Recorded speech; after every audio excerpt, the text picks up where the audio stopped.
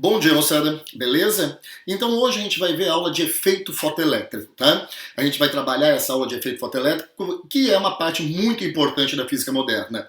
É uma aula também extensa, então o que eu vou fazer? Eu vou dar a aula, toda a parte teórica, e depois eu vou gravar um outro vídeo falando dos exercícios, tá? Então eu vou fazer vídeo de teoria de efeito fotoelétrico e depois um vídeo de exercícios de efeito fotoelétrico. Então a aula é de efeito fotoelétrico. Vamos deixar uma coisa clara já no início. Efeito fotoelétrico evidencia o comportamento corpuscular da luz. Corpuscular de partícula, lembra? Dependendo da interação com a matéria, a luz se comporta como onda. Dependendo da interação com a matéria, a luz se comporta como partícula.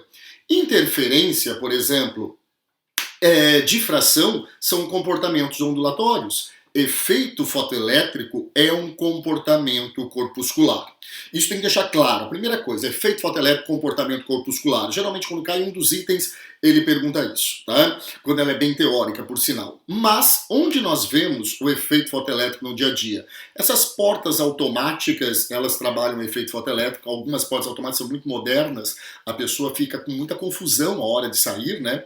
Também temos aqui, ó, o efeito fotoelétrico das portas, junto com os animais. Olhem só. A pessoa, vamos começar o vídeo, a pessoa vai entrar, o gato vem, bate na porta, ela está tentando se defender com um guarda-chuva, o cachorro que vinha atrás também bate, vai embora atrás do gato, mas vinha um outro cachorro também que bate na mesma porta. Ah, minha Nossa Senhora! Então isso é efeito fotoelétrico. Não a burrice dos animais, mas quando a porta abre, você vai no shopping, abre, a porta abre sozinha, o que é isso? Ghost? Não, efeito fotoelétrico. Porta do elevador, efeito fotoelétrico. Quando você vai naqueles shopping bem chique e coloca a mão na frente da torneira e a água cai sozinho, é efeito fotoelétrico. Shopping chique, né? Shopping mais brega, mais de pobre, é uma pessoa lá atrás jogando a água com um barde, né? Aqueles mitório de parede também é efeito fotoelétrico, né? Tomara que você saiba quantos furinhos tem aqueles mitórios de parede, né? Se você não sabe, a próxima vez fique prestando mais atenção no seu mitório e pare de olhar para o mitório do lado, né, da pessoa. Então, isso tudo é efeito fotoelétrico, né? Quando a porta abre sozinha, a porta do elevador, a torneira, tudo isso é exemplo de efeito fotoelétrico. Vamos lembrar um pouquinho a parte histórica, né? Até o final do século XIX, Lord Kelvin, não sei se você lembra, ele tinha falado que toda a física já tinha sido resolvida. Só faltava duas coisinhas, que era radiação de corpo negro e efeito fotoelétrico, né? E a física clássica, a física newtoniana, não conseguia explicar a radiação de corpo negro. Lembra? A radiação de corpo negro é toda a radiação que um corpo que tem temperatura emite. Todos nós que estamos numa certa temperatura emitimos radiação, tá? Isso nós falamos na aula de radiação de corpo negro. Mas lembra, um dos motivos que a física clássica não conseguia explicar a radiação de corpo negro é porque ela considerava que a energia emitida por corpos que estavam agitando, pelas partículas dos corpos que se agitavam, eram energias contínuas. Foi quando Max Ernst Ludwig Planck disse: não, essas energias são energias discretas, quantizadas. Aí o nome física quântica, tá? Então é quantizado, é discreto, vem em múltiplos de pacotinho de energia. Lembra? A tabuada do 3 ela é quantizada. 3 vezes 1, 3, 3 vezes 2, 6, 3 vezes 3, 9.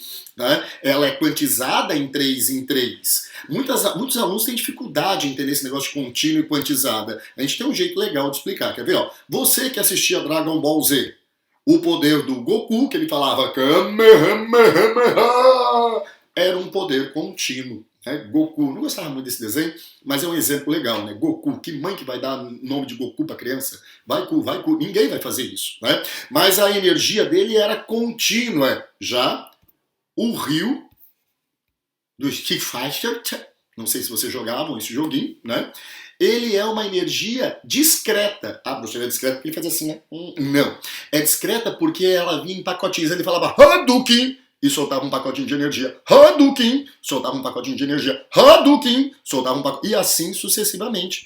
A energia dele era uma energia discreta. Então aqui, ó, a física clássica achava que a energia liberada por partículas que oscilavam dos corpos era uma energia Goku. Uma energia contínua, mas foi Planck que falou, não, ela é uma energia Ryu Street Fighter. ela é uma energia discreta, que vem em pacotinhos de energia.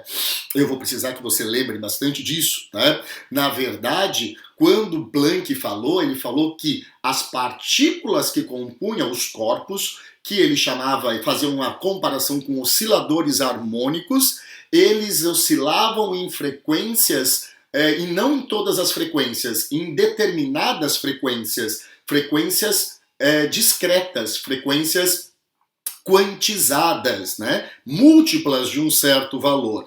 Então é isso que ele falou. Na verdade, quando ele disse, ele falou dos osciladores harmônicos, as partículas que compõem os corpos. Claro que eles vão liberar energias, e essas energias, você vai ver que o trabalho de Einstein vai complementar isso. Mas antes, vamos lembrar, luz policromática, uma cor ou várias cores? Várias. Qual é a palavra? Vavaf. Né?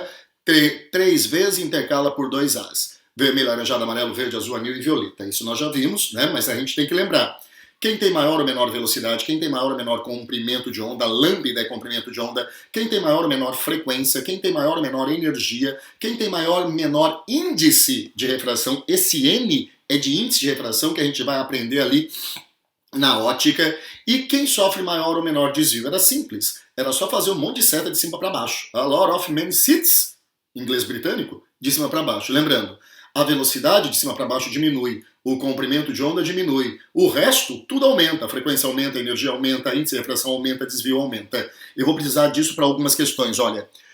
Quanto maior a energia do fóton, maior é sua frequência e menor é o seu comprimento de onda. Quanto maior a frequência, menor o comprimento de onda. Quanto maior a energia, maior a frequência, menor é o comprimento de onda. É o inverso. Com essa base relembrada, vamos entrar direto no efeito fotoelétrico, que é uma característica corpuscular da luz. Tá? Quase entrei na câmera agora. Então, olha só. A experiência do efeito fotoelétrico começou a ser feita por um cara chamado Heinrich Hertz. Hertz começou a fazer a experiência do efeito fotoelétrico, mas não chegou a nenhuma conclusão. Quem chegou a uma conclusão foi um cara chamado Albert Einstein, em 1905. Eu pergunto, Einstein ganhou o Nobel? Ganhou, ele era um Einstein, mas ele não ganhou o Nobel por causa da relatividade, como muita gente acha. Ele ganhou o Nobel por causa do efeito fotoelétrico. Einstein é ganhador de Nobel por causa do seu trabalho de efeito fotoelétrico. Tá? Em relatividade, eu vou fazer uma partezinha só falando da vida de Einstein, mas já saiba isso. Foi em 1905. Um dos seus trabalhos foi efeito fotoelétrico e depois ele foi laureado com um prêmio Nobel. Afinal de contas, ele era um Einstein. Né? Então, o que consistia o experimento do efeito fotoelétrico? 2 placas metálicas, uma na frente da outra, que não tinham ligações entre as placas. Né? Mas nós ligamos essas placas a uma das placas a uma fonte de força eletromotriz. Né? Uma bateriazinha, uma pilhazinha. E daí colocamos essas 2 placas numa redoma com vácuo. Né? Sendo que criamos um vácuo dentro dessa redoma. E ele ligou essas 2 placas a um aparelho chamado galvanômetro, aparelho que serve para medir pequenas correntes, uma das suas utilidades. Eu já vi a UDESC colocando amperímetro também, lembra? Amperímetro mede a corrente elétrica, que é o movimento ordenado de elétrons, ou seja, se esse aparelho medisse alguma coisa, ele estaria medindo a passagem de elétrons de uma placa para outra. É isso que ia medir a partir da hora que elas não têm ligações entre si. Se aqui marca alguma coisa, é que está passando elétrons de uma placa para outra, ou seja, tendo uma corrente elétrica. Daí o que eles fizeram? Ligaram uma fonte de radiação luminosa. Pegaram a luz vermelha. Ligaram a luz vermelha a uma potência de 20 watts. Né?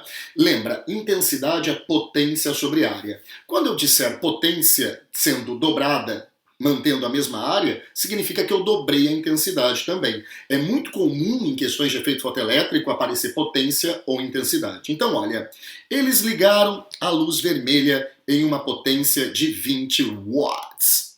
Não aconteceu nada. O amperímetro não marcou nothing. Ficaram brabos e dobraram a potência dessa radiação, dobraram a intensidade dessa radiação. Ou seja, a intensidade é a potência sobre a área. Se eu mantive a mesma área e dobrei a potência, eu dobrei a intensidade. Mas mesmo assim, não aconteceu nada.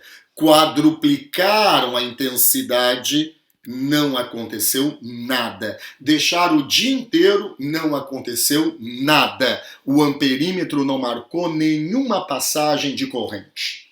Ficaram bravos com o vermelho, tiraram o vermelho e colocaram o violeta. Olha o que eu vou falar, presta bastante atenção aqui. Assim que ligaram o violeta, houve a passagem de corrente. Elétrons pularam de uma placa para outra placa. Com uma intensidade mínima, o violeta já tirou elétrons. Espera. O vermelho, ele colocou até 1000 watts e não saiu nada de elétrons. Mas o violeta, assim que eu liguei, já saiu elétrons, mesmo em 20 watts. Ou seja, era a intensidade da radiação que estava decidindo quando ia sair ou não ia sair o elétron? Não, não é intensidade. Mas o que o violeta e o vermelho têm de diferente entre si? A frequência. Né? Lembra do Vavav. A frequência do violeta é maior que a frequência do vermelho. Então ele viu, poxa, essa frequência do violeta tirou elétrons. Vou dobrar a intensidade do violeta. Antes eu tinha tirado, claro que isso é figurativo, 2 elétrons. Eu dobrei, poxa, saiu 4 elétrons. Quando eu dobrei a intensidade, também dobrou o número de elétrons que saíram, sendo que eu alcancei uma determinada frequência. Vou quadruplicar. Poxa, saíram 4 vezes mais elétrons. Isso quer dizer que, a partir de uma determinada frequência, os elétrons começam a sair.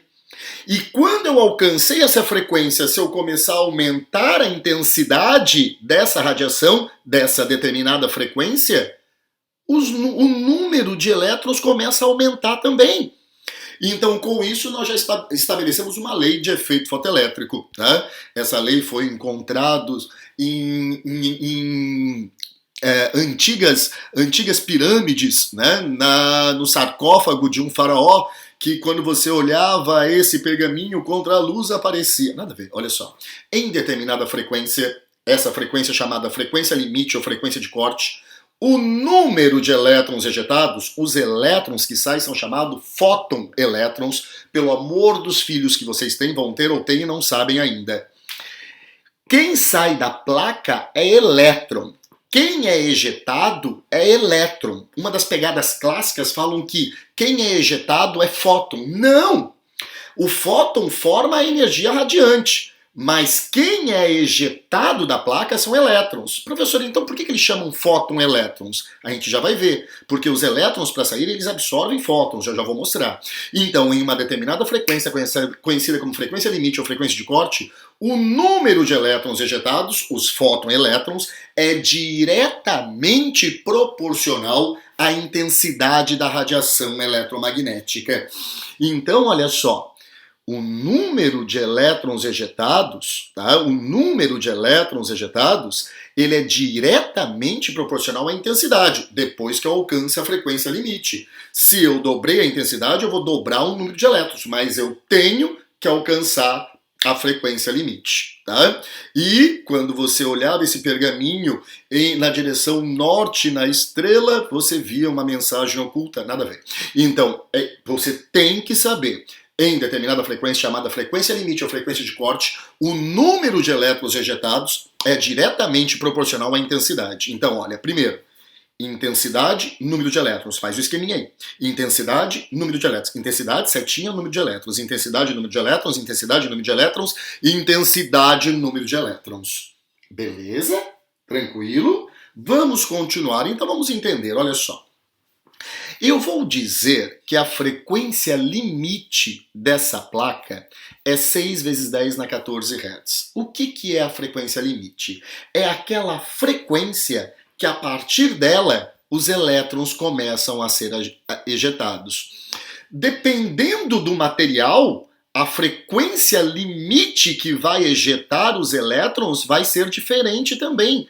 Para cada material, a radiação luminosa para conseguir tirar elétrons vai ter que ter uma frequência limite diferente. Então, se eu vou usar lítio, a radiação que vai tirar elétrons desse lítio Tem que ter uma determinada frequência. Mas se eu mudo para magnésio, a frequência que agora ele vai ter que ter nessa radiação vai ser diferente. Então a frequência limite que a minha radiação vai ter que ter, ela depende de cada material que eu uso.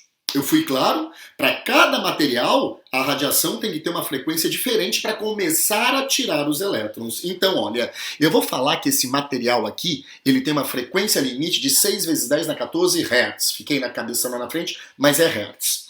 Eu vou iluminá-la, essa placa que tem essa frequência limite, que é a partir dela só que vai sair elétrons, com uma radiação de frequência 4,5 vezes 10 na 14 Hz. Eu pergunto, vão sair elétrons? Não, né? Porque eu não alcancei a frequência limite. Eu vou dobrar a intensidade. Vai sair elétrons? Não, porque eu não alcancei a frequência limite. Eu vou quadruplicar? Não vai sair. Eu vou aumentar 1000 vezes? Não vai sair. Eu vou deixar o dia inteiro? Não vai sair. Porque a frequência dessa radiação é menor que a frequência limite, que seria aquela frequência que a partir dela os elétrons começariam a sair. Mas agora olha só essa radiação. Eu estou dizendo que a frequência dela é 7 vezes 10 na 14 Hz. Vai sair elétrons? Vai, ó. Assim que eu ligo, já sai elétrons. Se eu dobrar a intensidade, o que vai acontecer?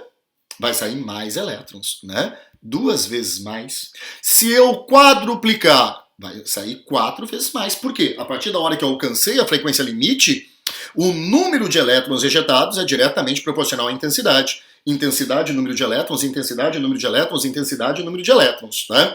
Mas agora olha só, e essa também vai tirar elétrons? Claro, se essa tirou, essa também vai tirar, é maior ainda, mas presta atenção no elétron saindo, ó. Professor, eu não vi o elétron saindo. Vamos repetir? Note, senhores, a segunda radiação tira mais elétrons, mas o elétron que tem maior velocidade ou maior energia cinética é qual? Exato, é o tirado pela terceira radiação. Por quê? Porque ela tem maior frequência. Então, com isso, a gente consegue associar a energia cinética do elétron emitido à frequência, vindo assim mais uma lei de pergaminho antigo que diz a energia cinética ou a velocidade, né? Velocidade e energia cinética andam juntos, dos elétrons ejetados, lembram, são chamados fóton-elétrons, é proporcional à frequência da radiação, não dependendo da intensidade da mesma. Então, olha, intensidade, número de elétrons. Frequência, energia cinética barra velocidade. Escreve, de novo. Você vai fazer isso no seu mapa mental. Intensidade, tracinho, setinha, número de elétrons. A frequência, você vai ter a energia cinética barra velocidade. Tá? Isso você tem que saber. Isso é básico. Intensidade, número de elétrons, intensidade, número de elétrons, intensidade, número de elétrons, e daí você vai ter que a frequência, energia cinética barra velocidade. Intensidade, número de elétrons, a frequência, energia cinética barra velocidade. Essa foi a grande sacada de Einstein. Tá? A física moderna acha isso. Para a física moderna, então, nós temos que intensidade, número de elétrons, energia cinética, velocidade. Mas por que a clássica não chegou a essa conclusão? Por que a clássica não conseguia explicar o efeito fotoelétrico? Porque para a física clássica não tem lógica ter que alcançar uma certa frequência para sair os elétrons. Deveria sair com qualquer frequência, tá? Por que uma frequência tinha mais prioridade que outra? Então, para a física clássica, e a CAF já pediu uma questão falando que a física clássica achava e o que a moderna achava, para a física clássica devia sair a qualquer frequência. Né? Para a física clássica, quanto mais intensa a radiação, maior deveria ser a energia cinética. Então, olha, para clássica, e isso deixa bem claro, clássica, intensidade é energia cinética. Diferente da conclusão de Einstein, que intensidade era o número de elétrons. Para a clássica, quanto maior a frequência da radiação, mais elétrons deveriam ser emitidos. A clássica achava exatamente o contrário que Einstein achava, que a moderna achava. Então, olha, Einstein, a moderna, intensidade, número de elétrons. Para a clássica, para a newtoniana, intensidade, energia cinética. Para Einstein, frequência, energia cinética. frequência, energia cinética. Para a clássica, frequência, número de elétrons. Claro, frequência é o número de oscilações por intervalo de tempo. Eles achavam, vai aumentando a frequência, vai aumentando o número de oscilações, então daí vão saindo mais elétrons. Era isso que a clássica achava. E eles estavam errados, ó. Essa é a clássica. Escreve isso no seu mapa mental. E ao lado, o que a moderna achava, né? Ó. Nenhum fotoelétron observado se a radiação iluminante tiver uma frequência inferior a um certo valor característico do material iluminado, denominado frequência de corte ou frequência limite. Para a moderna, tem que alcançar a frequência limite. Uma das dúvidas que você tem é, professor, mas se só alcança a frequência limite, sai? Sai, mas volta. Eu já vou explicar isso. Se a frequência da radiação incidente exceder a frequência de corte, observa-se que o número de fotoelétrons emitidos é proporcional à intensidade da radiação. Intensidade é número de elétrons, intensidade é número de elétrons. Para a moderna, a energia cinética máxima, isso é legal, grifa, é a máxima dos elétrons, aumenta se aumentarmos a frequência da radiação iluminante, né? Então, frequência, energia cinética, intensidade, número de elétrons. Qualquer vestibular merreca pede isso. Vai tentar fazer exercício de efeito fotoelétrico sem saber isso? Não sai. Então, primeiro, você vai fazer uma tabela. Para física clássica. Para física clássica, saía qualquer frequência. Para física clássica, intensidade tinha a ver com a energia cinética. Para física clássica, frequência, número de elétrons ejetados. Para moderna, só sai elétrons a partir de uma determinada frequência, que depende do material, a chamada frequência limite ou frequência de corte. Alcançada a frequência limite, ao dobrar a intensidade, o número de elétrons também dobra, ou seja, para a física moderna, intensidade e número de elétrons. E para a física moderna, frequência, energia cinética. Você vai fazer as duas colunas. Fui claro nisso, senhores? É isso que você vai escrever. E eu quero que você escreva, não quero que você copie. Escreva. Não consegui lembrar, professor. Para o vídeo agora, escreve. Não consegui lembrar. Volta o vídeo, vê de novo, para o vídeo e escreve. Fui claro? Estude de maneira correta. Tá? Aqui a gente se preocupa muito em ensinar você a estudar vários métodos de estudo. Então vamos explicar melhor. Olhem lá. A frequência limite desse material é 6 vezes 10 na 14 Hz. Essa radiação 4,5 vezes 10 na 14 Hz vai tirar elétrons? Não. Mas a pergunta é por que não? E é essa animação eu vou explicar o porquê não. Senhores, o elétron está solto na placa ou está fixo, ou está preso à placa? Está preso à placa. Né? Ele está preso na placa. Tá bom. Para que ele saia, ele precisa ganhar o quê? Passe livre da esposa ou energia? Isso. Energia ele tem que ganhar. E quem vai dar essa energia? A radiação vai dar essa energia. Só que a radiação é formada pelo quê? Fótons. Pacotinhos de energia. Isso foi a grande sacada de Einstein. Einstein falou que a energia de uma onda eletromagnética era quantizada. Ela vinha em pacotinhos. Planck falou que os osciladores, eles vibravam em frequências quantizadas. Einstein foi além. Einstein falou que a energia daí, ela era um pacotinho. A energia da onda, ela também era quantizada. E esse pacotinho de energia, esse quantum de energia, quantum do latim quantidade, era calculado por HF, onde H era a constante de Planck. Por isso que eu acho que Einstein, essa é a opinião minha, que o trabalho de Einstein ele foi publicado, porque quem publicou o trabalho de Einstein foi Planck, que ele era o editor do jornal mais importante de ciência na época. Poxa, quando ele viu o trabalho de Einstein, ele falou, poxa, tem a ver com o meu trabalho. Então eu vou fazer com que ele seja publicado. Aí Einstein andou sozinho. Mas quem deu o pontapé principal foi Planck. Eles eram contemporâneos, temos fotos de Planck visitando Einstein no seu local de trabalho, que era no escritório de patentes. E em História da Física eu vou falar bastante isso para vocês. Então, esse elétron para sair, ele tem que absorver fótons, os pacotinhos de energia.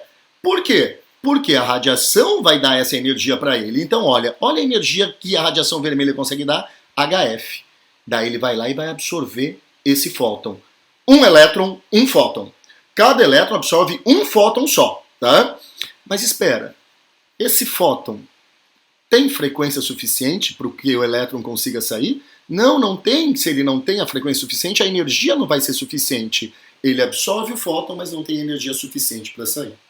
Daí eu, bem cabeçudo, vou lá e dobro a potência, dobro a intensidade. Velho, quando eu dobrei a intensidade, o que eu fiz? Eu só aumentei o número de fótons. Antes, um elétron só absorvia fóton. Agora, 2 elétrons vão absorver, né? Então eu vou ter 2 elétrons absorvendo esse fóton. Mas é o mesmo fóton, idênticos os fótons que não têm energia suficiente para os elétrons saírem. É a mesma coisa, olha só, você vai ser médico, tá? Daí você compra um remédio falsificado e dá para o seu paciente, a farinha. Um vai tomar e não vai sarar. Mas daí você vai lá e compra 10 remédios do mesmo fornecedor. Cada paciente tem que receber um remédio só. Você agora vai conseguir dar para 10 pacientes, mas que não vai ter energia suficiente para sarar cada um deles. Ó, quando eu triplico a intensidade, eu triplico o número de fótons. O mesmo fóton energético que não tem energia suficiente para tirar o elétron. Daí o elétron não consegue sair. O elétron absorve o fóton, mas não tem energia suficiente para sair. Daí eu vou lá e mudo a radiação para uma de 7 vezes 10 na 14 Hz. Agora sim, esse meu fóton dessa radiação violeta tem energia suficiente. O meu elétron vai lá e absorve esse fóton, que tem energia suficiente para fazer com que ele saia. Daí ele sai. Daí ele tem energia cinética. Por isso que esse elétron é chamado fóton-elétron, porque ele absorveu um fóton para ter energia suficiente para sair, mas ele é elétron. A pegada clássica é falar que são fótons emitidos pela placa. Não, são elétrons que absorveram fótons. Daí eu vou lá e dobro a intensidade. Poxa, eu tenho agora o dobro de fótons. Cada elétron só absorve um fóton, que tem energia suficiente, nesse caso, para eles passearem por aí. Né? Vou lá e triplico. 3 vezes mais fótons, 3 vezes mais elétrons saindo. Por isso que a intensidade é diretamente proporcional ao número de elétrons que saem. Já a energia cinética desses elétrons vai depender da frequência. Porque olha só, se eles têm velocidade, eles vão ter energia cinética, né? Mas a energia cinética, na natureza nada se perde, nada se cria, tudo se transforma. Essa energia veio da onde? Da onde veio a energia para o elétron conseguir passear por aí? Poxa, do fóton. E qual é a energia do fóton? HF. Mas eu pergunto, toda a energia que o fóton absorveu, ele vai usar para dar um rolé por aí? Não, né? Porque ele estava preso na placa. Ele vai ter que pegar um pouco dessa energia para sair por aí. Então é menos um pouquinho. E esse pouquinho é a chamada função trabalho. Tá? A função trabalho é a energia mínima que o elétron tem que ter para ele conseguir sair daquela placa. Essa é a função trabalho. Tanto que muitas vezes e presta atenção agora, muitas vezes o vestibular pede para achar a função trabalho de uma placa. O que você vai fazer? Você vai falar que a energia cinética é zero. Professor, mas energia cinética zero significa o quê? Que o elétron vai sair, mas não tem energia suficiente para passear por aí. Daí você pergunta para mim, mas professor, o que acontece? A Federal já perguntou isso. Quer ver? Ó? Se o elétron sai, mas não tem energia para passear. Antes a placa era neutra. Quando o elétron saiu, ela continuou neutra? Não. Se ela perdeu elétrons, a placa ficou positiva. E o que positivo faz com o negativo, que é o elétron? Atrai. Então, se ele tem uma energia cinética zero, só energia suficiente para sair, ele sai. Mas depois ele volta. Tá? Porque a placa ficou eletrizada. Então, quando ele pedir a função trabalho, você vai falar que a energia cinética é igual a zero. Daí você tem a função trabalho e, por consequência, a frequência limite. Né? A função trabalho vai ser igual a HF, onde F é a frequência limite. Então, de novo, quando ele pedir para você a função trabalho da placa, a energia mínima que você tem que dar para que o elétron saia, você vai falar que a energia cinética desse elétron é zero. Né? E notem, aqui é a energia cinética máxima que o elétron sai. Por que energia cinética máxima? Porque tem elétrons que, antes de sair do átomo, muitas vezes colidem com outros elétrons lá dentro e perdem um pouco perdem, entre aspas, transformam em outro tipo de energia, perdem um pouco essa energia e saem com uma velocidade menor. Tem elétron que está mais próximo do núcleo que outros, então ele vai precisar de mais energia para se desprender, então sobra menos energia cinética para ele passear por aí. Então essa energia cinética aqui é máxima, tanto que a Federal, eu vou fazer essa questão, a Federal errou isso em Araranguá quando caiu, e depois eles mudaram o gabarito. Nem todos os elétrons vão ter a mesma energia, porque tem elétrons que têm mais ligação com o núcleo do que outros, né? Mas então, de novo, para achar a função trabalho, eu vou falar que a energia cinética é igual a zero. E olha, energia cinética igual a HF menos função trabalho. Isso aqui é uma função, né? De primeiro grau ou de segundo grau? E isso, de primeiro grau. E o gráfico, então, é uma reta ou uma parábola? É uma reta, né? Mas espera, essa reta tem uma inclinação, né? Procedimento para achar coeficiente angular. Primeiro, imagine uma figura geométrica. Que figura é essa? É um triângulo. Depois eu trabalho seno, cosseno ou tangente? Tangente, que vai ser cateto oposto sobre cateto adjacente. Cateto oposto está na vertical ou na horizontal? Na vertical, que é o eixo da energia. Cateto adjacente está na horizontal, que é eixo da frequência, né? Beleza? A tangente é EC sobre F. Mas o que é EC sobre F? É a constante de Planck. Claro, passo F para cá. E igual a HF. Então, o coeficiente angular dessa reta me dá a constante de Planck. Né? Olhem só. Aqui, nessa frequência, começou aos elétrons terem energia cinética, energia de movimento. Ou seja, aqui eles começaram a ser ejetados. É a chamada frequência limite.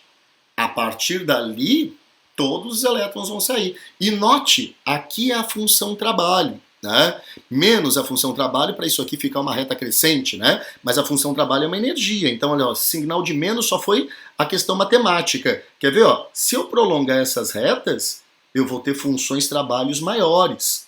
Em módulo, né? Porque a gente tem que ver essa energia aqui de função trabalho em módulo. Ó. Se eu vou prolongando, você vai ver, claro, aqui em módulo vai diminuindo, né? Quando eu vou para cima. Se eu vou mais para baixo, o módulo é maior. Claro, essa aqui, esse elétron, teve uma frequência limite maior para que ele começasse a sair. Logo, a função trabalho daquela placa é maior. Eu vou ter que dar mais energia para ele sair. A partir dessa sai, é a frequência limite. Tá? É a frequência limite. Legal, olhem só.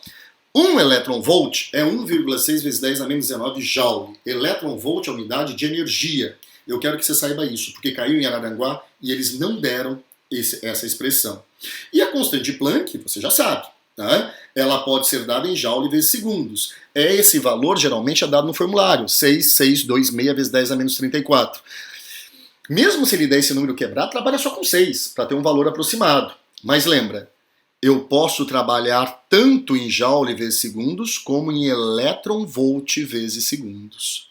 Tá? Então, olha, se eu fizer a substituição aqui de joules para elétron-volts, eu vou ter 4,14 vezes 10 na menos 15 elétron-volts vezes segundo. Essa é a teoria de efeito fotoelétrico. Faz um mapa mental legal. Os vídeos que eu vou fazer agora, que vão ficar só para vocês, são resoluções de exercícios de efeito fotoelétrico. Foi um imenso prazer dar aula para os senhores. Tchau!